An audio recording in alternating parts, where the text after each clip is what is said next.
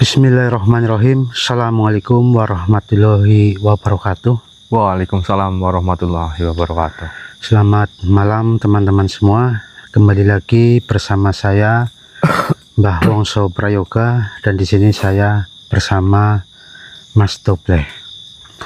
Jadi pada kesempatan malam hari ini ya masih sama tentunya, mencari keenam teman kita dan juga sekaligus menyelesaikan permasalahan tentang Bhairawa Tantra. Terus terang saja, antara sahabat saya atau saudara saya dan Bhairawa Tantra, saya tidak mengutamakan salah satu di antara kedua permasalahan ini. Jadi yang kami tuju ya dua-duanya, yang ingin kita selamatkan juga dua-duanya. Namun saya percaya bahwa teman-teman kami, saudara kami ini memiliki kelebihan sehingga tidak akan mudah untuk dihancurkan atau dimusnahkan.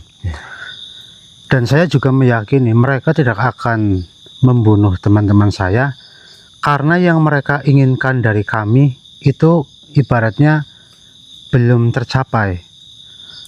Jadi insya Allah, apalagi ditambah doa dari teman-teman semua, insya Allah mereka semua baik-baik saja. Amin. Yang pada intinya, jika mereka terluka itu adalah hal yang cukup wajar, tapi masalah nyawa kami yakini, walaupun kami bukan Tuhan, tapi kami insya Allah berani meyakini bahwa teman-teman kami pasti akan selamat. Jadi seperti itu. Dan kemarin pada saat saya sedang ya bisa dikatakan bermeditasi, mencari petunjuk, lah Mas Dobleh ini kan melanjutkan perjalanan sendirian. Ya. Jadi kami berdua ini bagi tugas lah. Lalu dalam perjalanan Mas Dobleh ini kemarin kan bertemu dengan tiga sosok syekh. Ya. Tiga sosok syekh tersebut yang saya masih ingat pada malam hari ini, intinya ketiga syekh tersebut datang menemui Mas Dobleh itu karena beliau benar-benar sangat-sangat mengagumi pusaka-pusaka yang kita bawa, yaitu pusaka Al-Karimah, An-Nur, dan juga batu Khotam Sulaiman. Namun mungkin lebih jelasnya lagi bisa diceritakan sedikit saja Mas Dobleh, mengapa mereka kok bisa sampai ke sini dan memuji-muji ya seperti yang jenengan dengar ataupun kita dengar semua. Ya. Jadi ya sebenarnya saya mengatakan hal ini seperti tidak pantas ya. Jadi kayak terkesan saya itu menjunjung-junjung apa yang sedang saya pegang atau saya miliki, yaitu mustika An-Nur, mustika Al-Karimah, dan mustika Khotam Sulaiman. Namun apa yang dikatakan oleh ketiga sosok itu memang benar-benar seperti yang dikatakan oleh Mbah Wongso, benar-benar sangat mengagumi ketiga mustika itu. Dan beliau juga mengatakan, jadi kami ini sangat teguh menghadapi apa yang sedang kita alami ini. Jadi kehilangan beberapa saudara kita. Jadi seperti itu. Ya. Dan ada beberapa kalimat-kalimat yang membuat saya senang, yaitu ketika beliau mengatakan bahwa sekalipun mustika Al-Karimah, mustika An-Nur, dan juga mustika batu Khotam Sulaiman itu hilang atau tidak berada di tangan kita pemiliknya, Ya. itu tidak akan mempengaruhi kekuatannya, karena kata beliau-beliau kekuatannya itu sudah menyatu kepada pemiliknya. Ya. Seperti contohnya mungkin karena kejadiannya semalam itu kan Mas Dobleh, berarti kan Syekh kalau tidak salah Syekh Adam, Syekh Karim dan Syekh siapa lagi saya lupa, Alwi. Alwi, ya benar. Mereka bertiga mengatakan bahwa ya seperti itu, bahwa meskipun mustikanya sudah tidak ada di tangan kita, tapi insya Allah manfaatnya itu sudah masuk atau menyatu dengan tubuh kita. Iya. Tapi kan tetap saja ada tapinya. Mungkin karena Mas Doble selama ini ya sering beribadah, sehingga apa namanya, kekuatan itu bisa menyatu pada diri Mas Doble. Iya. Dan bahkan belum tentu pusaka, manfaat dari ketiga pusaka itu sudah menyatu dengan saya, belum tentu, karena belum dibuktikan. Kalau Mas Doble justru sudah dibuktikan, karena sudah berhadapan langsung dengan ketiga syekh, dan ketiga syekh itu mengatakan seperti itu kepada Doble. Jadi ya mungkin salah satu alasan mereka mengagumi ketiga pusaka itu ya karena itu ketika bendanya sudah tidak ada di tangan pemiliknya pun kekuatannya itu sudah menyatu kepada pemiliknya. Ya. Tapi kan tetap saja itu ada tapinya. Mungkin teman-teman juga harus rajin sholat, zikir, sedekah dan lain sebagainya. Insya Allah nanti kekuatannya akan menyatu ke dalam tubuh panjenengan semua.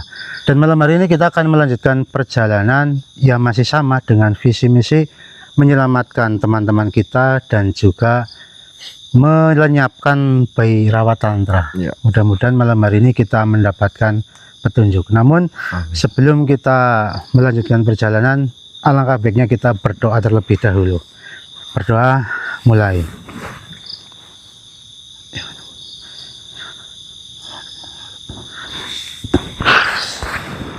Jadi kita ke arah mana dulu Mas Doble? Ke sana ya. Sana. Bismillahirrahmanirrahim. Subhanallah Mas Doble. Kau melihatnya Mas Doble? Masya Allah, luar biasa. La haula wala quwata illa billah. Kemarin panjenengan bertemu dengan tiga syekh.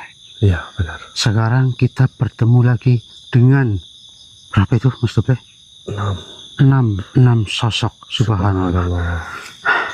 Assalamualaikum warahmatullahi wabarakatuh. Salam yoga. Kami datang membawa jawaban untuk pertanyaan yang menggerogoti hatimu sejak melihat penderitaan di dunia. Meski kau tahu ada yang membawa mustika serupa milikmu. Waalaikumsalam warahmatullahi wabarakatuh. Ya, mengapa panjenengan bisa mengetahui isi hati saya dan mengapa panjenengan semua datang ke sini dan untuk memberikan jawaban-jawaban yang ada di hati saya ini? Saya siap untuk mendengarkan apa yang akan panjenengan jelaskan kepada saya. Monggo. Pertama, pahami ini. Mustika Al-Karimah dan Khotam Sulaiman bukanlah tameng fisik atau jaminan keselamatan duniawi. Mereka adalah perangkat spiritual untuk penyelarasan jiwa, bukan pelindung jasad dari bencana alam atau musibah.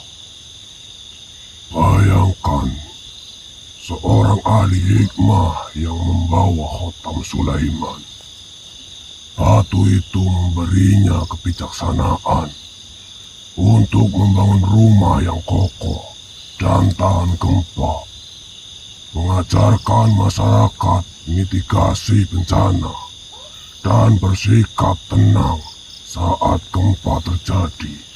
Tetapi jika gempa itu adalah takdir Allah yang telah ditetapkan untuk menguji suatu kaum, dan rumah itu berada tepat di pusat gempa, maka ia bisa jadi ikut menjadi korban Khotam Sulaiman menyelamatkan. Hikmah dan ketenangannya bukan selalu menyelamatkan jasmaninya. Begitu pula dengan Mustika Al-Karimah. Dia mendatangkan karunia berupa rasa syukur dan kecukupan hati. Seperti seorang ibu yang membawanya mungkin kehilangan rumahnya dalam banjir.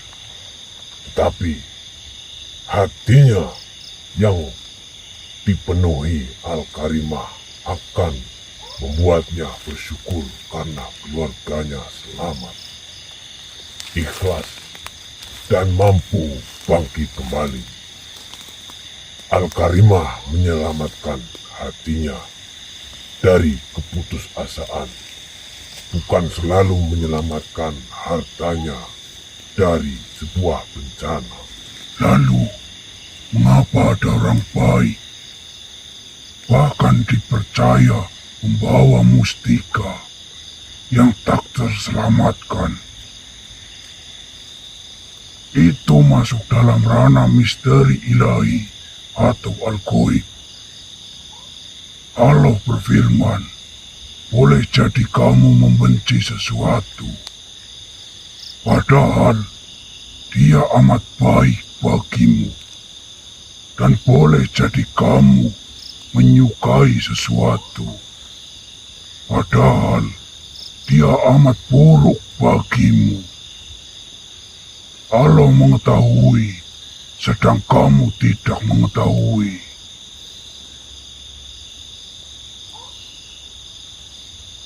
Kematian mereka di saat bencana bisa jadi adalah bentuk kasih sayang untuk mengangkat derajat mereka sebagai syuhada, atau untuk menyelamatkan mereka dari fitnah yang lebih besar di masa depan yang hanya Allah yang tahu. Dan yang terpenting juga, jangan pernah mengukur keberhasilan atau kegagalan amal seseorang dari keselamatan duniawi. Ukurannya adalah di sisi Allah.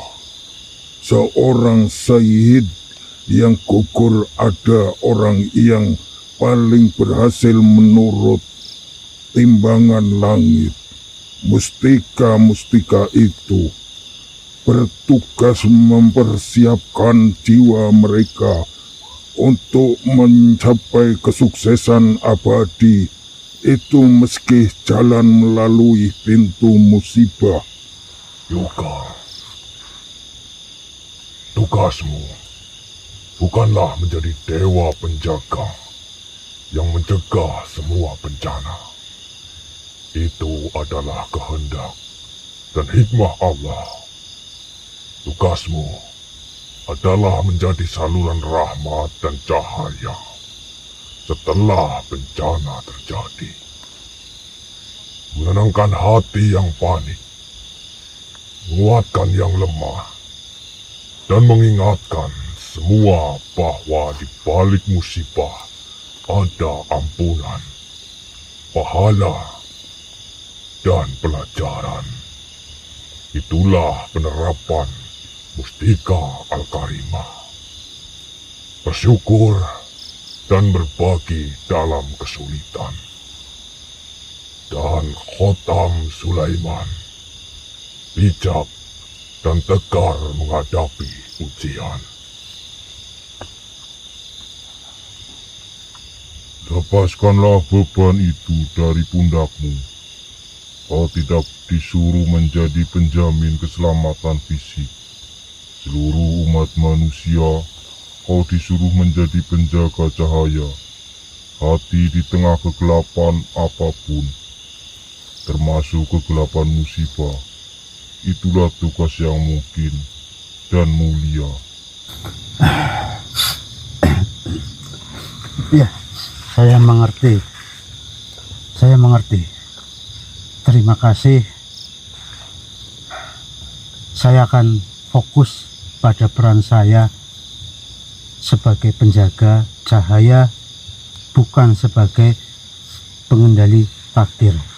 Wahai Yoga, untuk melengkapi pemahamanmu, dengarkanlah kisah para nabi dalam menghadapi takdir yang terasa pahit, agar kau tahu bahwa musibah adalah bagian dari sunatullah yang agung. Pertama, Nabi Nuh alaihi salam. Ia adalah seorang nabi yang soleh, membawa ajaran tauhid dan memberi tugas untuk membangun bahtera. Ia memiliki hikmah, khotam Sulaiman, dan kesabaran bentuk Al-Karimah yang luar biasa. Namun, bencana banjir bandang yang menghancurkan kaumnya tetap terjadi. Mustika spiritualnya tidak mencegah bencana itu, tetapi menyelamatkan iman dan ketaatannya, serta orang-orang yang beriman bersamanya. Di sini, bencana adalah pemisah antara hak dan batil. Kedua, Nabi Ayub alaihi salam. Seorang nabi yang kaya raya, sehat, dan memiliki keluarga yang banyak. Sebuah bentuk duniawi dari karunia Al-Karimah. Lalu takdir datang. Dia kehilangan harta, anak-anak, dan kesehatannya. Mustika Al-Karimahnya tidak mencegah musibah itu. Justru di dalam musibah itulah hakikat Al-Karimah yang sesungguhnya teruji, yaitu rasa syukur dan kesabaran yang tak ternilai.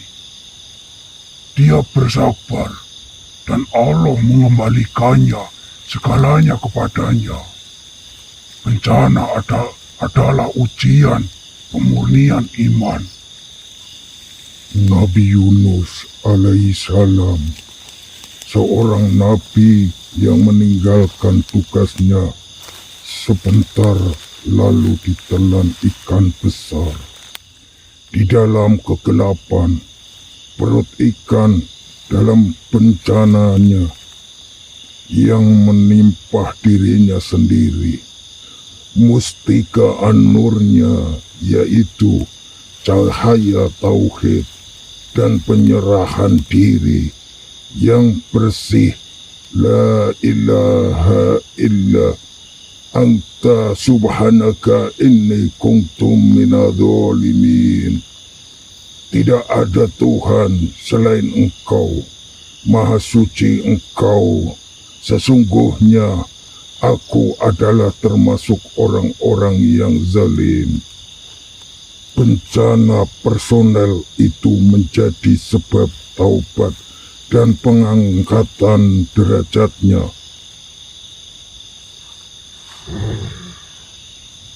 Yang keempat, Nabi Agung, Nabiullah Nabi Muhammad Sallallahu Alaihi Wasallam.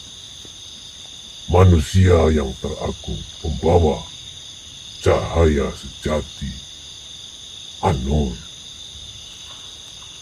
Beliau kehilangan orang-orang tercinta, Siti Khadijah. Sang pelindung, Hamzah, adalah sang paman pemberani. Dan ketiga putranya, kota kelahirannya, Mekah, mengusirnya. Mustika-mustika spiritual tertinggi ada pada beliau.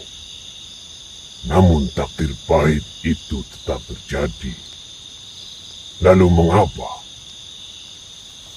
Karena musibah dan kehilangan adalah guru terbesar untuk membangun ketangguhan umat.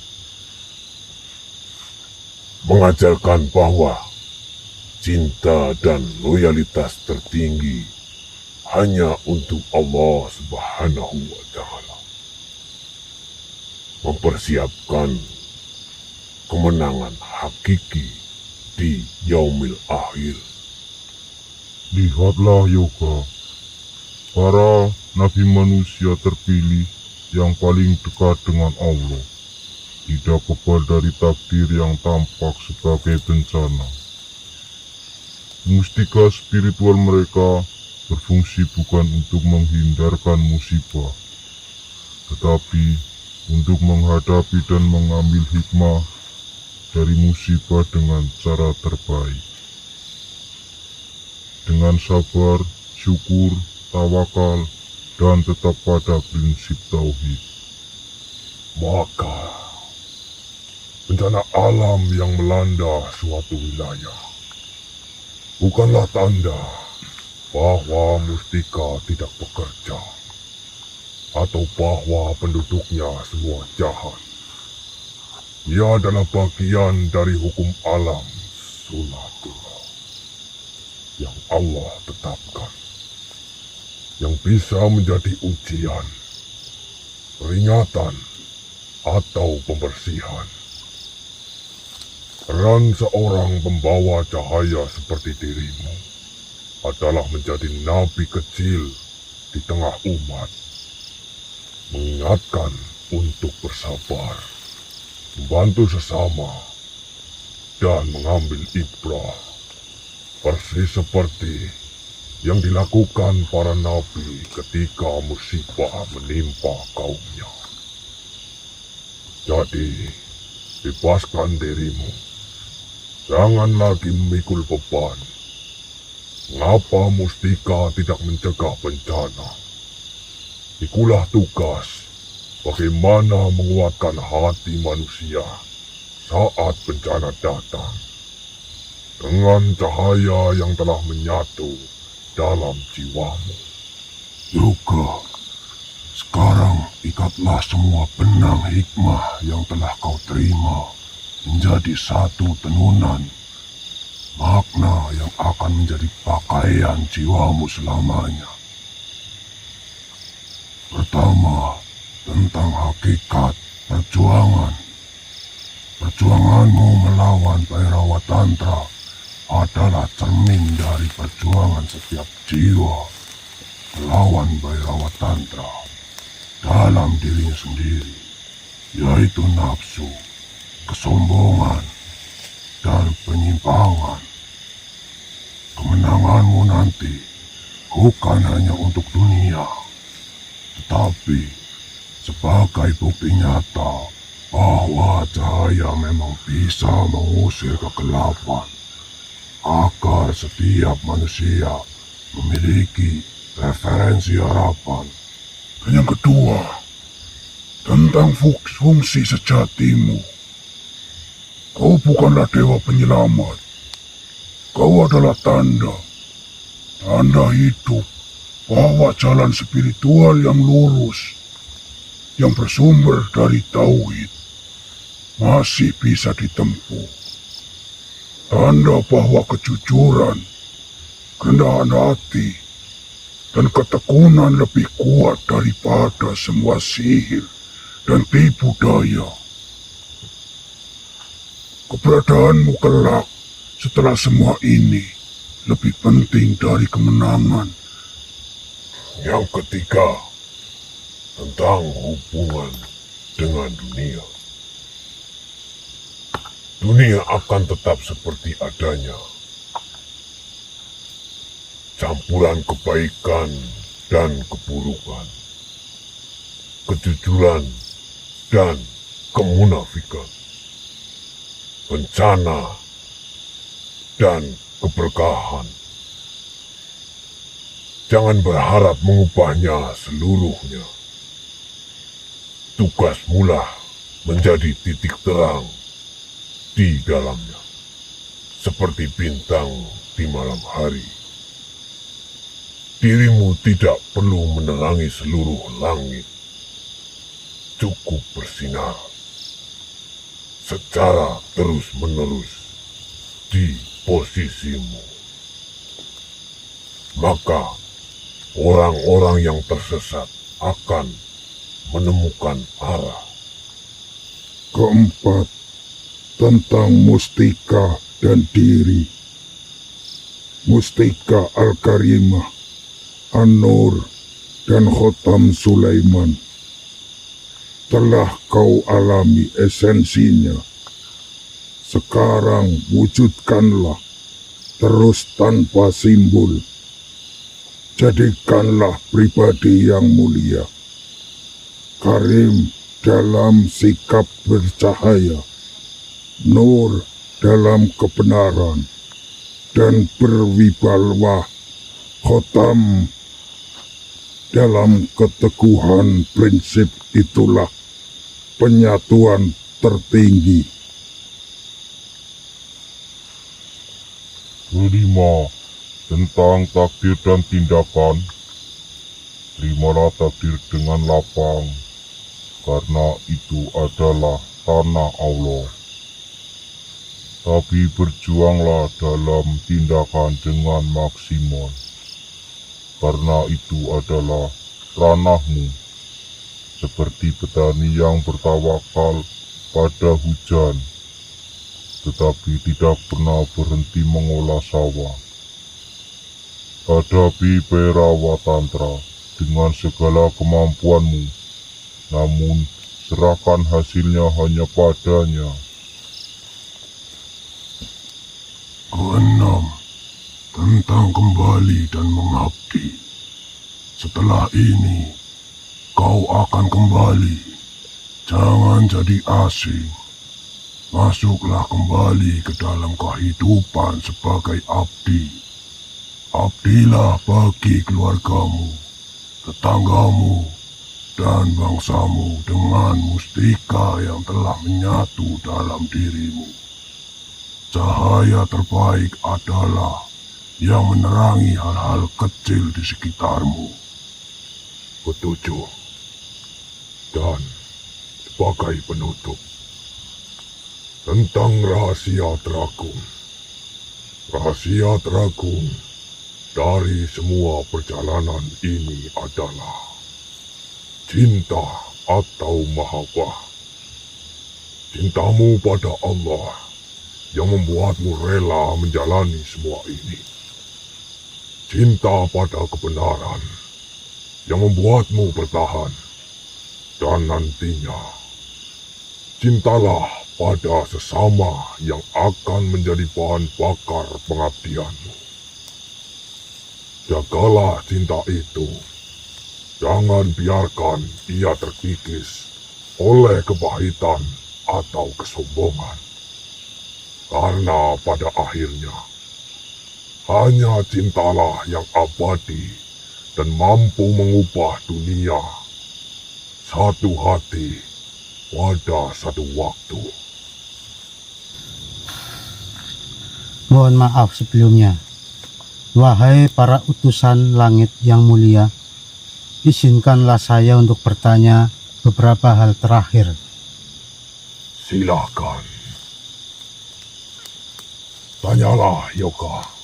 Ini adalah hakmu. Terima kasih, para utusan langit. Jika mustika ini tentang penyatuan dengan sifat-sifat mulia, mengapa bentuk fisiknya seperti ini? Mengapa tidak langsung saja kepada jiwa yang bisa disucikan? Pertanyaan yang baik. Bentuk fisik adalah jembatan bagi pemahaman manusia yang masih terikat pada indera. Hati manusia butuh simbol konkret untuk memulai perjalanan. Kantong tanah ini adalah gelas pertama yang diberikan Syekh Syubakir untukmu. Minum dari sumber air. Setelah kau paham bahwa yang menghilangkan dahaga adalah airnya, bukan gelasnya, maka gelas itu bisa dilepaskan. Tapi ia tetap berharga sebagai pengingat awal perjalanan. Subhanallah, la haula wala quwata illa. Masya Allah. Dengan jawaban yang panjenengan sampaikan, alhamdulillah membuat saya sadar. Yang mungkin jika jenengan tidak mengatakan hal ini, mungkin saya bisa saja lupa. Bisa saja saya terlalu mengagumi gelasnya, bukan airnya. Padahal airnya lah yang menghilangkan dahaga pada diri saya. Izin untuk bertanya kembali para utusan langit. Dalam perjalanan, saya banyak menggunakan cahaya dari mustika untuk bertahan dan juga menang. Bukankah itu bertentangan dengan penyatuan? Bukankah saya seharusnya hanya mengandalkan hati? Tidak bertentangan. Pada tahapan awal perjalanan, ketika egomu masih kuat dan keraguan masih besar, cahaya terpancar itu adalah alat bantu dari Allah untuk menopang keyakinanmu bahwa jalan ini benar dan kau ditolongnya. Itu seperti roda bantu pada sepeda anak. Saat kau sudah lancar atau penyatuan, roda bantu itu tidak lagi diperlukan. Kau mengayuh dengan kekuatan hatimu sendiri. Cahaya yang kau gunakan dulu adalah bagian dari proses pembelajaran. Masya Allah. Terima kasih utusan langit atas jawabannya. Namun ada lagi yang harus saya tanyakan. Mungkin ini adalah pertanyaan ketiga saya. Saya melihat banyak sekali kejahatan dan penderitaan. Mohon maaf sekali, jika Allah Maha Kuasa dan Maha Pengasih, mengapa semua ini dibiarkan terjadi begitu saja? Terutama pada orang-orang kecil yang tidak berdaya. Ini pertanyaan abadi juga. Lihatlah dari sudut pandang yang lebih luas. Dunia ini adalah sebuah madrasah, bukan istana. Penderitaan adalah salah satu ujian dan pengajaran terbesar. Dia mengajarkan kesabaran, empati, ketangguhan, dan ketergantungan pada Allah Subhanahu wa Ta'ala. Keadilan sejati bukan selalu di dunia ini. Dia ada di akhirat. Dunia fana itu terlalu sempit dan singkat untuk menampung keadilan Allah yang sempurna. Kejahatan yang dibiarkan sementara adalah bagian dari ujian dan pemberian kesempatan untuk bertaubat. Percayalah pada hikmahnya yang melampaui akal kita.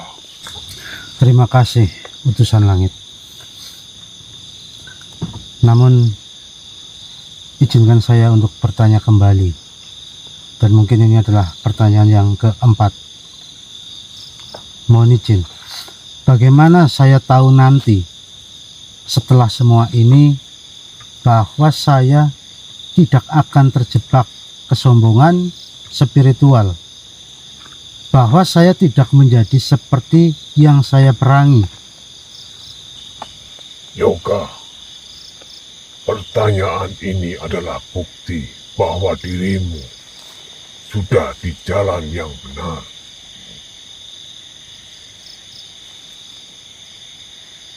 Penjaganya adalah rasa takut akan hal itu sendiri. Selama kau masih takut menjadi sombong, maka kau masih aman. Yang berbahaya adalah ketika dirimu merasa pasti tidak akan sombong. Selalu mintalah perlindungan hanya kepada Allah.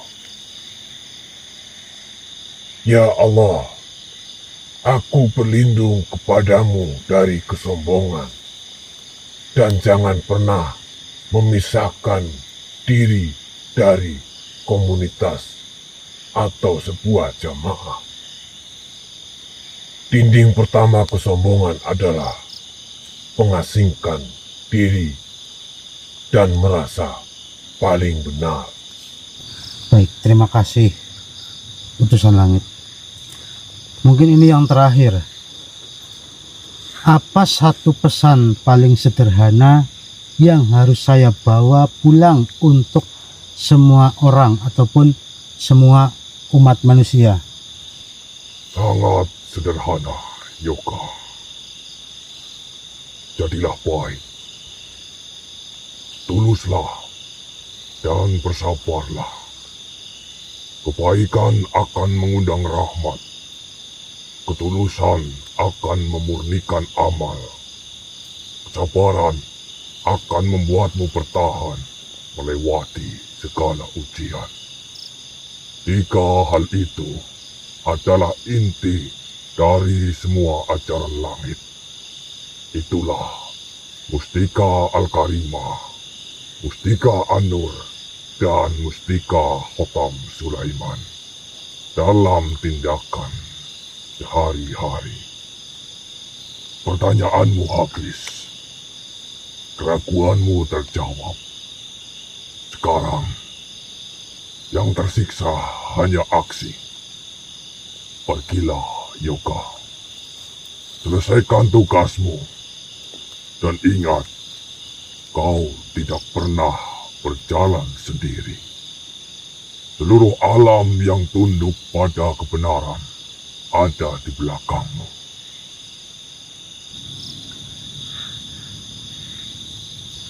Mohon maaf para utusan langit. Tunggu sebentar sebelum saya pergi atau berpisah dengan panjenengan-panjenengan semua. Mohon maaf, izinkan saya untuk bertanya satu pertanyaan yang benar-benar mungkin ini adalah pertanyaan yang terakhir, dan satu pertanyaan terakhir yang sesungguhnya. Setelah semua ini selesai, setelah saya kembali ke dunia menjadi manusia biasa, apakah semua yang saya alami di sini, debat dengan iblis, wejangan para wali, penyatuan dengan mustika, apakah semua itu akan tetap berarti atau hanya akan menjadi seperti mimpi indah yang memudar? Itu tergantung padamu, Yoga.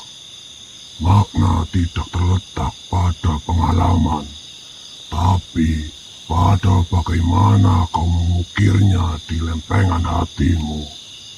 Banyak orang mengalami hal luar biasa, tapi kembali ke kehidupan lama karena mereka menganggapnya hanya mimpi.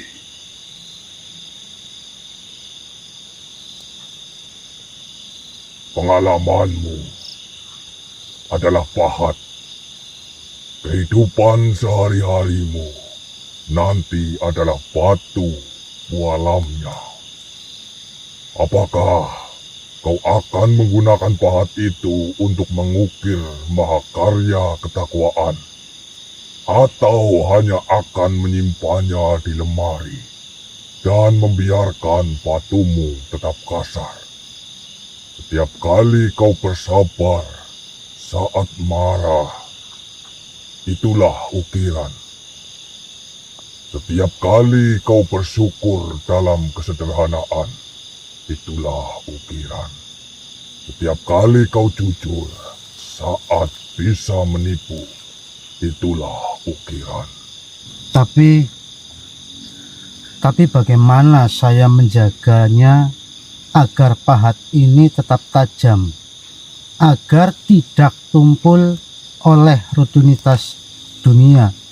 Dengan mengingat zikir, ingatlah rasa-rasa ini, rasa pasrahmu di hadapan Paragon, rasa syukurmu setelah wejangan Ki Syahrul, rasa legamu saat memahami takdir. Jadikan itu bahan bakarmu. Dan dengan mengikat ilmu dengan amal. Ilmu tanpa amal adalah pahat tumpul. Amal tanpa ilmu adalah ukiran yang cacat. Dan jangan lupa, ceritakan. Jangan sombong dengan menyimpannya sendiri. Ceritakanlah hikmahnya, bukan kehebatanmu. Saat kau bercerita tentang kesabaran pohon, tentang air mata sungai, tentang pengabdian yang tulus, saat itulah kau mengasah pahat itu sekaligus memberi cetakan pada batu bualam orang lain. Saya takut tidak mampu. Ketakutan itu adalah minyak untuk pelita hatimu. Ia mencegahmu dari kepercayaan diri yang berlebihan. Lakukan saja, langkah demi selangkah. Allah tidak menuntutmu mengukir seluruh gunung dalam sehari. Ukirlah satu goresan kebaikan hari ini. Itu sudah cukup. Dan ingat janji kami sebelumnya. Kau tidak sendirian. Kami dan semua kekuatan kebaikan di alam semesta akan menyertaimu dalam bentuk ilham ketenangan, kemudahan yang tidak terduga, dan pertemuan dengan hati-hati yang sejiwa. Kau hanya perlu membuka mata hatimu untuk melihat tanda-tanda itu. Pergilah, pengukir. Alam semesta telah memberimu pahat terbaik. Sekarang, pahatlah hidupmu dan biarkan hasil ukiranmu menjadi petunjuk bagi yang lain. Itulah makna sejati dari perjalanan panjangmu. Selamat berjuang. Terima kasih para utusan langit. Saya tidak menyangka bisa bertemu dengan panjenengan-panjenengan semua. Dan kami juga tidak menyangka sama sekali panjenengan-panjenengan semua datang memberikan jawaban atas pertanyaan-pertanyaan yang muncul dari hati saya. Awalnya saya bingung. Saya mau mencurahkan isi hati ini kepada siapa? Dan jika saya mencurahkan isi hati ini kepada teman saya, mungkin nanti akan membebani teman saya. Jadi satu-satunya yang saya lakukan, saya hanya mencurahkan hati ini kepadanya, kepada Allah Subhanahu wa Ta'ala. Dan ternyata malam hari ini Allah telah menjawab doa saya dengan kehadiran panjenengan-panjenengan semua ke hadapan saya. Terima kasih sekali lagi, dan insya Allah apapun yang telah panjenengan-panjenengan sampaikan kepada saya akan saya ingat-ingat terus, dan akan saya jalankan sesuai dengan aturan agama. Jika masih ada yang ingin panjenengan sampaikan, kami sangat senang untuk mendengarnya. Jadi, apakah ada lagi yang ingin panjenengan sampaikan? Sepertinya hanya itu yang bisa kami sampaikan, Yoga. Jadi, mudah-mudahan apa yang kami sampaikan bisa bermanfaat bagimu, Yoga, dan bisa bermanfaat untuk semua dan seluruh umat manusia. Jadi, hanya seperti itu. Kami pamit pergi. Assalamualaikum warahmatullahi wabarakatuh. Waalaikumsalam warahmatullahi wabarakatuh.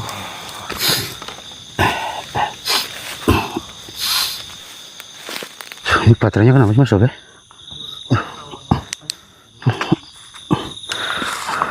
Coba nyalakan maju, Mas. Error ini baterainya. Sudah mau habis sepertinya. Baterainya mau habis.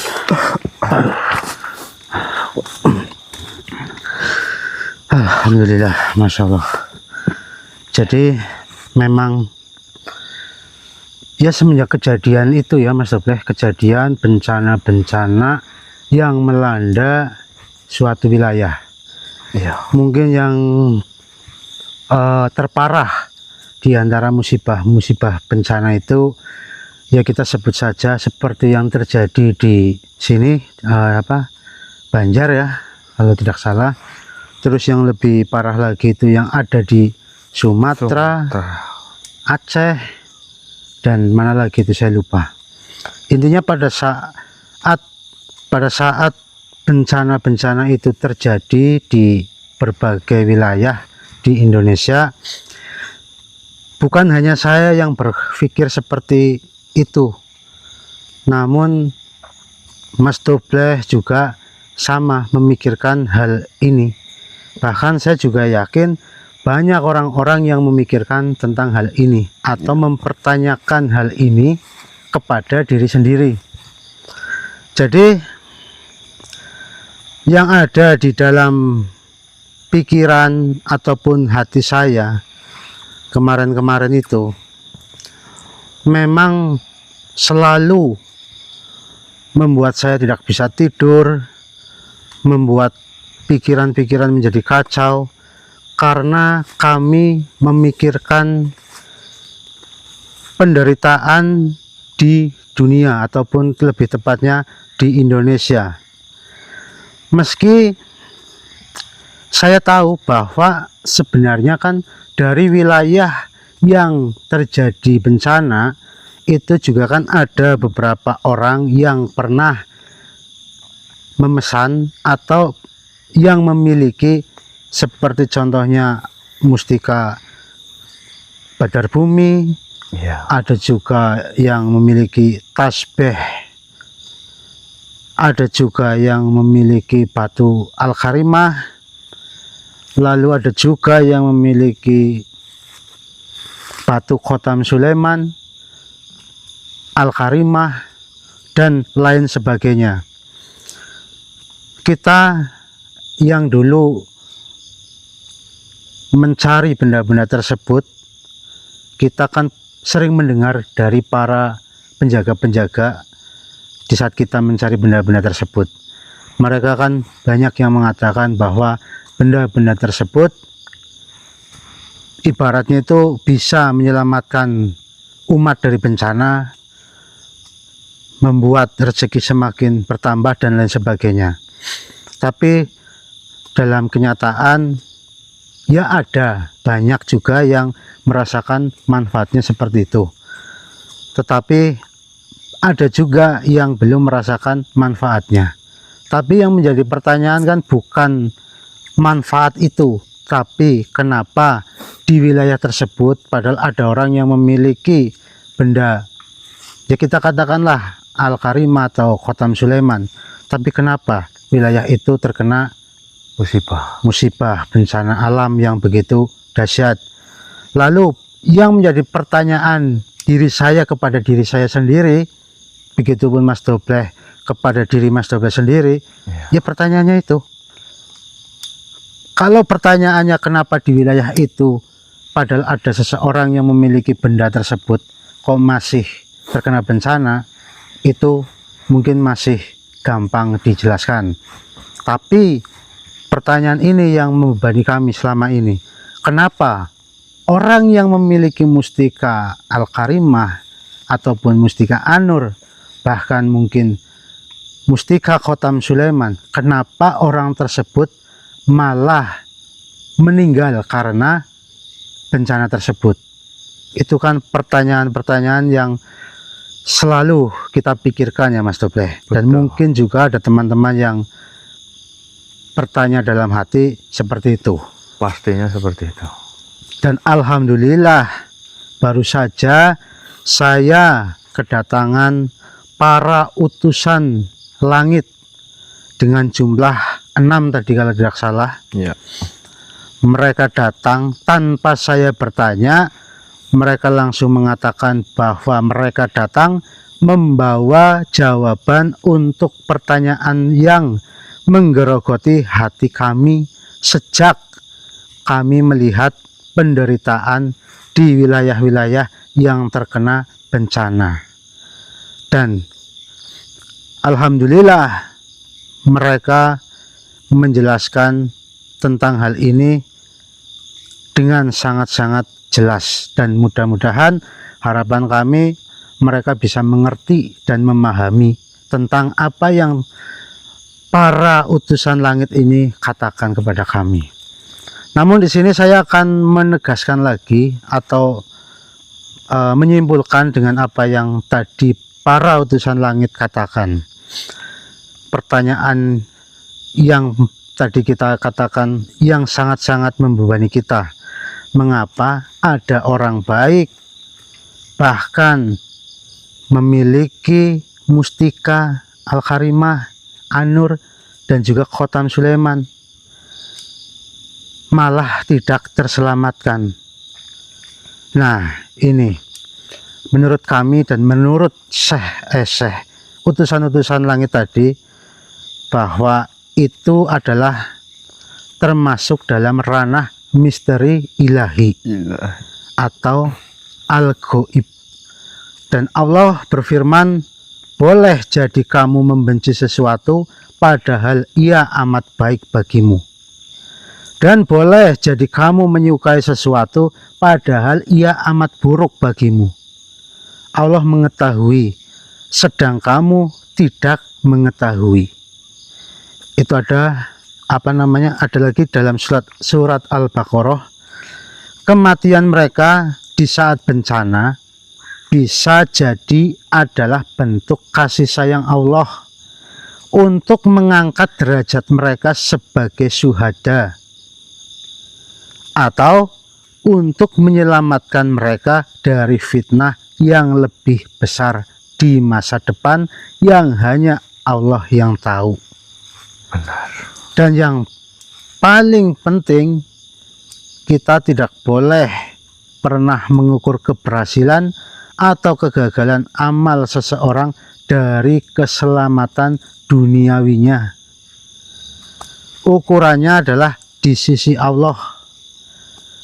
Jadi seseorang syahid yang gugur adalah orang yang paling berhasil menurut timbangan langit. Mustika-mustika itu bertugas mempersiapkan jiwa mereka untuk mencapai kesuksesan abadi itu, meski jalannya melalui musibah. Dan kita ini kan bukan dewa, kita bukan Tuhan, kita tidak bisa mencegah bencana. Itu adalah takdir. Tadi kan sudah dibicarakan juga semuanya di sini tentang takdir, bencana, dan lain sebagainya lah. Intinya kalau teman-teman mendengarkan secara jelas, perhatikan kata perkataannya, insya Allah teman-teman akan mengerti dan menyadari apa yang mereka katakan kepada kami. Insya Allah teman-teman setelah paham, insya Allah nanti akan merasakan manfaatnya. Jadi mungkin sekian dulu ya Mas Sob. Ya, jadi mungkin sekian dulu. Apabila ada salah kata, perilaku ataupun perbuatan dari kami mohon maaf yang sebesar-besarnya. Wassalamualaikum warahmatullahi wabarakatuh. Waalaikumsalam warahmatullahi wabarakatuh.